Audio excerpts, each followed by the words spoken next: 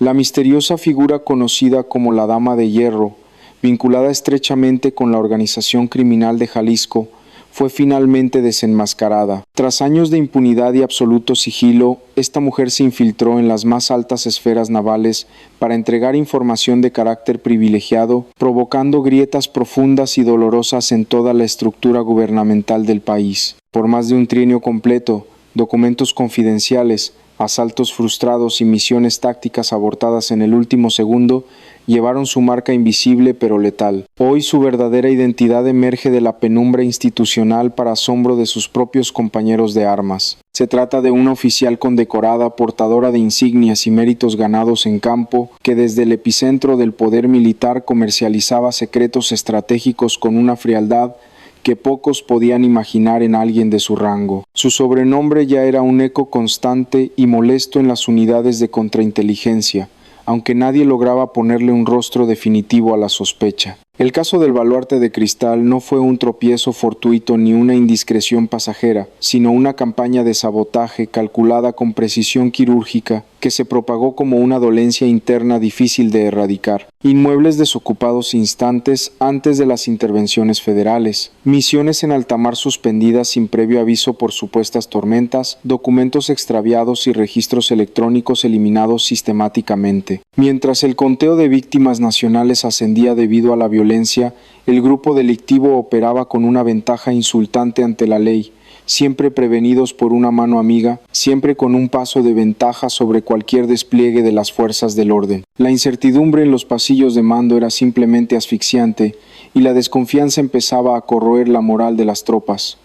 ¿De qué manera exacta lograban anticiparse a cada golpe planeado con tanto celo? La conclusión final fue amarga y difícil de digerir para la cúpula naval. El origen del drenaje informativo estaba en casa, aunque su tiempo de operar impunemente se agotaba con cada error cometido. Conforme el desorden se agravaba y los esfuerzos tácticos terminaban en ruinas humeantes, una sospecha comenzó a tomar forma en los niveles más altos de la seguridad nacional. Se inició entonces un escrutinio discreto pero implacable que abarcó cada rincón administrativo de la Secretaría, revisando minuciosamente la vida de cada oficial con acceso a datos sensibles. Archivo tras archivo, cada misión fallida revelaba que algo estaba fuera de lugar, una anomalía que no podía explicarse por simple mala suerte. Incursiones detenidas por filtraciones inexplicables, trayectorias de convoyes conocidas solo por un grupo sumamente selecto y directrices comprometidas antes de ser ejecutadas. Alguien mantenía lealtades divididas y estaba cobrando facturas con la sangre de sus subordinados. En ese momento crítico, Omar García Harfuch tomó una decisión sin precedentes en la historia reciente de la seguridad.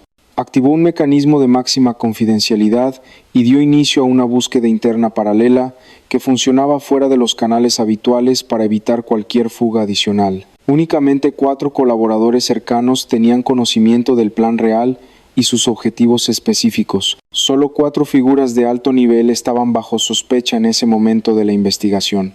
No rastreaban a un delincuente externo, sino a un espectro con insignias oficiales que conocía el sistema desde sus cimientos. El adversario no siempre se presenta de frente con armas largas. En ocasiones comparte la misma mesa de planeación y brinda por los éxitos futuros. El hallazgo final sacudiría los cimientos de la institución naval de una forma nunca antes vista. ¿Quién se ocultaba realmente tras el uniforme de gala y cuánta responsabilidad cargaba en sus hombros por cada operativo fallido que dejó víctimas a su paso? En ese intervalo de tiempo, el puerto de Manzanillo permanecía en vilo bajo una vigilancia invisible pero constante. El aroma salino del mar se fundía con el olor a combustible de los barcos y una calma tensa que presagiaba una tormenta política. Los buques anclados en la bahía parecían presagiar el colapso inminente de una de las redes de espionaje más efectivas del narcotráfico. Una jornada nocturna habitual se transformó radicalmente cuando una carga sustancial de precursores químicos se desvaneció de los sistemas de rastreo satelital sin dejar rastro ni señal de alerta alguna. Representaba el cuarto incidente similar en una sola quincena, y nuevamente las fuerzas de respuesta llegaron a una escena vacía y silenciosa. En ese instante de frustración técnica, alguien en la oficina central decidió profundizar en las bitácoras digitales de acceso. En una habitación aislada de la capital, protegida contra interferencias, Harfuch analizaba un legajo rotulado con suma discreción, 1 Henry, pero con rasgos particulares que lo hacían destacar. Una secuencia apenas perceptible de accesos a deshoras se manifestaba de nuevo en la pantalla. Un plan diseñado bajo absoluto hermetismo terminaba sistemáticamente en el vacío absoluto. Una inspección sorpresa revelaba un refugio abandonado con indicios claros de una huida reciente y sumamente apresurada, dejando incluso alimentos calientes sobre las mesas. Una trayectoria naval estratégica era modificada minutos antes de la intercepción, planeada por órdenes superiores que parecían legítimas. En el papel oficial todo seguía el cauce legal y reglamentario, pero en la cruda realidad del terreno, las células criminales siempre mantenían el control absoluto de la situación. No se detectaban fallas humanas evidentes y sin embargo el éxito operativo era nulo mes tras mes. ¿Quién era el nexo real entre el Estado y el crimen? Se dictó entonces la directriz fundamental para el desenlace: auditar minuciosamente cada detalle de los últimos 32 desastres operativos documentados. Se cruzaron registros de ingreso a la base de datos, declaraciones juradas de testigos presenciales, mandos asignados a cada zona y alteraciones de último minuto en los reportes de inteligencia. La irregularidad se manifestó con una rapidez que asustó a los investigadores. En 22 de esos eventos fallidos existía un factor común que nunca variaba a pesar del cambio de región. Se trataba de una oficial de rango medio, reservada y con una imagen profesional simplemente intachable que inspiraba respeto. No ejercía el mando directo de las tropas en el frente, ni aparecía en las portadas de los periódicos, pero su presencia en el cuarto de control era una constante absoluta. Lo más inquietante para los agentes de contrainteligencia era la fe ciega que sus superiores inmediatos depositaban en ella. La describían en sus reportes como una mujer puntual, íntegra, fría bajo presión y totalmente comprometida con la patria. Precisamente ahí residía el mayor peligro para la seguridad, pues los riesgos más severos no son los que se ocultan en las sombras de la delincuencia, sino los que se mimetizan con el deber y la rectitud militar. Su nombre aún no se pronunciaba formalmente en las juntas de gabinete, pero ya era el eje central de la investigación secreta de Harfuch para limpiar la institución desde su núcleo. El descontrol se agravaba a pesar de los esfuerzos por contenerlo. Un despliegue mecanizado penetró en una zona costera de difícil acceso donde se presumía el almacenamiento de armamento pesado proveniente del extranjero. Al arribar tras horas de marcha, solo encontraron habitaciones desiertas y rastros de una evacuación masiva realizada apenas instantes antes de su llegada. El silencio en el sitio era total, solo roto por el viento marino que entraba por las puertas abiertas. Fue entonces cuando la convicción se apoderó de Harfuch. El adversario no solo escapaba por instinto, sino que procesaba cada comando de voz y cada coordenada en tiempo real desde el interior de la marina. ¿Quién poseía tal nivel de acceso privilegiado para actuar con esa discreción y efectividad destructiva? La sala de operaciones de la capital estaba en penumbras. Solo el brillo azulado de los monitores de alta resolución destacaba en la profundidad de la noche. Eran casi las 3 de la mañana cuando se puso en marcha el protocolo de trazabilidad canario. No existía margen para el titubeo o la duda sentimental. Ya no era simplemente una misión fallida más en la estadística nacional. Estaba en juego la integridad misma de la nación y el honor de cada marino que arriesgaba su vida en el mar. El infiltrado estaba operando en ese mismo instante y era imperativo forzar su salida a la luz pública. La celada se construyó con la precisión de un relojero antiguo, callada, metódica y directa al objetivo. 2 misiones simultáneas fueron inventadas para la ocasión con 2 legajos divergentes y 2 destinos ficticios que prometían capturas importantes. La alteración de los datos era casi invisible para un ojo no entrenado. Un dato geográfico ligeramente movido, un término técnico específico, una hora de ataque ajustada sutilmente para cada sospechoso. A cada uno de los investigados se le proporcionó una variante única de la información sensible. Al oficial de mayor antigüedad se le asignó un punto de encuentro, mientras que a la mujer de trayectoria perfecta se le entregó otro punto distinto. Lo restante era simple observación técnica y paciencia de cazador. El peligro de un error en esta etapa era simplemente inmenso para la credibilidad del secretario. Si ambos sospechosos resultaban ser leales, la estrategia de confianza se desmoronaría por completo y el topo seguiría libre. El tiempo de espera en el centro de monitoreo fue una experiencia agónica para los presentes. Durante periodos prolongados no hubo señales de actividad inusual hasta que finalmente se activó la alerta de inteligencia en el campo. Uno de los puntos ficticios fue evadido de forma coordinada por el grupo delictivo con una precisión asombrosa, precisamente el punto que ella custodiaba en sus archivos. No hubo necesidad de más pruebas ni de interrogatorios preliminares. El señuelo informativo había cumplido su función de marcar al objetivo. La oficial reaccionó primero al avisar a sus contactos externos y con ese gesto selló su destino profesional y personal para siempre. El enemigo dejó de ser una sombra abstracta para convertirse en alguien con nombre propio, grado reconocido y una cara familiar en los pasillos navales de la ciudad. Era ella, la oficial respetada por su disciplina, la que siempre se postulaba para las tareas más áridas y burocráticas, la que siempre ocupaba la primera línea en las ceremonias, la que nunca daba problemas administrativos. Esa misma persona, de hablar pausado y mirada firme, era en realidad el enlace de alto nivel con el grupo. Había sido captada 3 años atrás por la organización criminal bajo absoluta reserva mediante un proceso de seducción económica y amenazas veladas. La salud deteriorada de un familiar muy cercano fue el pretexto perfecto para el acercamiento inicial de los emisarios del crimen. El primer beneficio aceptado fue por una urgencia médica ineludible, pero el segundo fue aceptado por pura inercia y codicia. En muy poco tiempo ya formaba parte esencial del engranaje criminal, cobrando una nómina que superaba con creces su salario de servidora pública. Harfuch, con la experiencia que lo caracteriza, no ejecutó el arresto de forma inmediata tras el hallazgo. Tener la certeza moral no era suficiente para un juicio de tal magnitud. Era vital recolectar evidencias físicas irrefutables. Había que mapear cada interacción, aislarla de sus contactos habituales y asegurar que no tuviera oportunidad de eliminar registros comprometedores en la nube. Se estableció un seguimiento tecnológico de vanguardia que incluía drones y software de reconocimiento durante jornadas enteras monitoreadas sin que lo percibiera en lo más mínimo.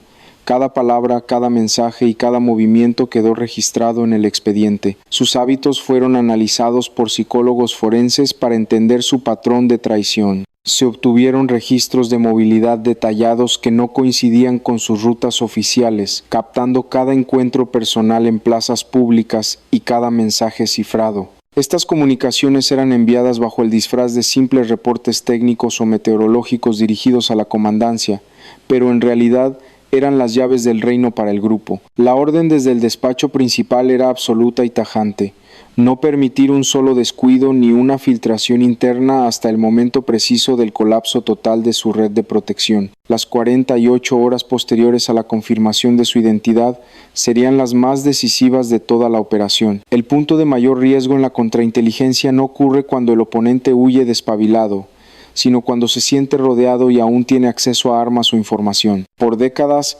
ella representó la excelencia personificada dentro de la institución. 23 años de carrera naval impecable, sin una sola mancha en su hoja de servicios, con evaluaciones de excelencia y promociones ganadas a pulso en un mundo dominado por hombres. Estuvo presente en conflictos directos, salvamentos heroicos y misiones críticas que le valieron el respeto de todos. Jamás buscó el foco de las cámaras ni el aplauso de los civiles, prefiriendo la eficiencia del trabajo silencioso. La consideraban la columna vertebral de la ética naval, la oficial más sólida y la de mayor confianza para las tareas delicadas. Y esa imagen de santidad militar era aceptada por todos sin cuestionamientos, incluso por ella misma en sus momentos de soledad, hasta que la realidad de sus actos fracturó su conciencia. La salud deteriorada de su abuela fue el detonante que los criminales aprovecharon con maestría. Una cirugía de alto costo y tratamientos especializados imposibles de costear con su remuneración oficial la pusieron a la pared. Fue entonces cuando la sombra de la corrupción llamó a su puerta. No con violencia explícita ni armas largas, sino con soluciones económicas inmediatas. Primero fue un aporte menor para los gastos hospitalarios, luego transferencias recurrentes para una vida de lujos ocultos y después un pacto aparentemente simple de cumplir. Entregar solo un dato menor, una posición de patrullaje, un apellido de un informante local. Creyó ingenuamente que sería un evento único para salir del bache familiar, pero esa decisión inicial lo transformó todo de forma irreversible y la encadenó a una voluntad ajena que no conocía la piedad. Esa única concesión se volvió una rutina administrativa más, luego una subordinación total al jefe de plaza y finalmente una existencia desdoblada entre el honor y la infamia. Fue presa de la manipulación psicológica. Ciertamente, pero tras la primera entrega de información ya no actuaba por carencia material, sino por la embriaguez que produce el poder de decidir quién vive y quién muere. La deferencia y el respeto que recibía del lado criminal la hicieron sentir una pieza invulnerable del ajedrez nacional. El grupo la consideraba su activo más valioso y ella terminó por aceptar ese rol con orgullo secreto. En su expresión cotidiana ya no habitaba la duda ética, solo la frialdad del estratega que sabe que tiene todas las cartas a su favor. Mientras tanto, la institución seguía depositando el futuro de sus operativos más sensibles en sus manos expertas. Era consultada frecuentemente para estructurar nuevas misiones de intercepción. Se buscaba su validación técnica y se le entregaba la seguridad de cientos de marinos sin sospechar nada. Ella cumplía con su rol profesional con una máscara de hierro mientras transmitía simultáneamente las coordenadas exactas al bando contrario a través de dispositivos encriptados. Esa es, sin duda alguna, la cicatriz más honda que dejó este caso en la historia de la Marina. No era una informante menor o una secretaria con acceso a copias. Era una estratega de alto nivel que determinaba qué despliegue prosperaba y cuál era condenado al fracaso desde el mismo escritorio del poder central. Personal operativo valioso perdió la vida en emboscadas preparadas gracias a sus reportes precisos. Unidades enteras fueron diezmadas tras recibir instrucciones basadas en códigos náuticos manipulados para llevarlos directo a la trampa. Una frase cotidiana sobre las condiciones del mar era en realidad la sentencia de muerte para sus compañeros. La deslealtad no fue solo un asunto de papeles firmados bajo presión, fue una traición humana de proporciones épicas que costó vidas reales. Cuando Harfuch ubicó en el mapa de la traición, no hubo rastro de triunfo en su rostro, solo una profunda y amarga indignación por la caída de un oficial así, porque si una figura de su calibre y trayectoria pudo quebrarse ante el dinero del narcotráfico, ¿cuántos otros oficiales están ahora mismo a un solo paso de cruzar esa línea roja? Ella no requería proyectiles para matar. Su capacidad de daño radicaba exclusivamente en el manejo de la información oportuna. Por 3 años ininterrumpidos, la oficial se transformó en un nodo central de datos estratégicos para el Grupo de Jalisco, funcionando como su radar personal dentro del gobierno. No era una simple informante de ocasión, era el puente de plata que unía los planes del Estado con las necesidades del crimen organizado. Dominaba a la perfección la ingeniería logística del mar y los movimientos de las flotas. Conocía los horarios exactos de los arpés, el despliegue de las unidades de apoyo logístico, las trayectorias críticas de los cargueros sospechosos y la sincronía de cada acción gubernamental. Utilizando el tiempo como su mejor herramienta de sabotaje, el grupo siempre mantuvo la iniciativa en cada enfrentamiento o persecución. La secuencia de traiciones que Harfuch logró integrar en el expediente final era simplemente pavorosa por su efectividad. Se identificaron con claridad 2 modalidades principales de fuga informativa que ella utilizaba según el caso. La primera consistía en la alerta de evacuación temprana para los líderes, domicilios operativos despejados en minutos, equipo de comunicación retirado y cualquier rastro físico de presencia borrado meticulosamente antes de que llegaran las patrullas. Todo parecía impecable a los ojos de los marinos, como si los criminales hubieran dispuesto de semanas para realizar la mudanza, cuando en realidad solo contaban con escasas horas de ventaja. La segunda modalidad detectada era mucho más letal y cínica: el sabotaje preventivo de las misiones. Grupos de respuesta rápida que nunca arribaban a su destino por rutas bloqueadas o embarcaciones inmovilizadas en puerto por supuestos desperfectos técnicos inducidos desde la gestión administrativa que ella supervisaba directamente con su firma y autoridad. Los canales de comunicación oficial también eran objeto de interferencias constantes pero sutiles. En instantes cruciales de un operativo de captura, las señales de radio se perdían misteriosamente. Las directrices de mando llegaban con demoras críticas y los reportes finales resultaban parciales o confusos. Todo se disfrazaba habilidosamente de error operativo común, fatiga del personal o falla de equipo antiguo, pero era una ilusión óptica creada por ella. Cada desperfecto estaba cronometrado perfectamente para otorgar los márgenes de escape necesarios para que los capos huyeran por la puerta de atrás. En ocasiones, la organización criminal solo necesitaba unos cuantos segundos de confusión para ponerse a salvo bajo la protección de la sierra o el mar. Era una sincronización perfecta de deslealtades imperceptibles que en conjunto aseguraban la superioridad estratégica del adversario sin necesidad de disparar una sola bala en muchos casos. Con el análisis detallado de cada dato cruzado, el escenario institucional se tornó mucho más sombrío de lo que se pensaba originalmente. No era una cuestión de azar o mala fortuna, era una arquitectura de traición edificada con calma, ladrillo por ladrillo. Ella no operaba en el vacío absoluto, pero era indiscutiblemente el motor central de toda la red de infiltración. Su posición privilegiada le permitía adelantarse a los hechos antes de que ocurrieran, entorpecer la reacción defensiva y desviar los activos estatales hacia objetivos falsos. Todo se ejecutaba sin despertar alarmas en los mandos superiores, siempre amparada por su expediente impecable y su trato respetuoso. Ese era su mejor escudo y su arma más efectiva. Una imagen de honor forjada durante décadas que servía ahora para encubrir el sabotaje sistemático contra su propia nación. El cerco sobre sus actividades se estrechaba cada día más mientras ella seguía operando con total normalidad. Harfuch dictó la vigilancia total sobre su persona, sin revelar sus sospechas a nadie fuera del círculo interno de confianza. Se instalaron mecanismos de monitoreo espejo en sus computadoras y señuelos informáticos en su correo personal. Cada rastro digital que ella generaba, por pequeño que fuera, era capturado y analizado en tiempo real por expertos en ciberseguridad. La meta final no era simplemente el arresto, sino identificar a toda la red de contactos externos y los flujos financieros que la sostenían. La vigilancia creció en intensidad sin que ella percibiera el aliento de la justicia sobre su nuca. Las tareas de alta confidencialidad comenzaron a gestionarse de forma fragmentada en la oficina para evitar que ella tuviera la imagen completa. Cada reporte técnico contenía variaciones sutiles y únicas destinadas específicamente a identificar el origen de la fuga si ésta llegaba a manos del grupo. Era una partida intelectual jugada en las sombras de la burocracia militar. Ella seguía con sus labores diarias, segura de su posición de poder y creyendo firmemente que el tablero de control seguía bajo su mando absoluto. El error definitivo surgió en el momento menos pensado. Una falla de cálculo producto de la confianza excesiva en su sistema. Una modificación mínima e intencional en un registro de horarios de zarpe generó una respuesta inmediata y coordinada del grupo criminal en el puerto. Ese movimiento solo podía explicarse mediante una comunicación directa y secreta desde su oficina privada en ese preciso instante. El registro de esa comunicación quedó sellado para siempre en los servidores protegidos de la inteligencia federal.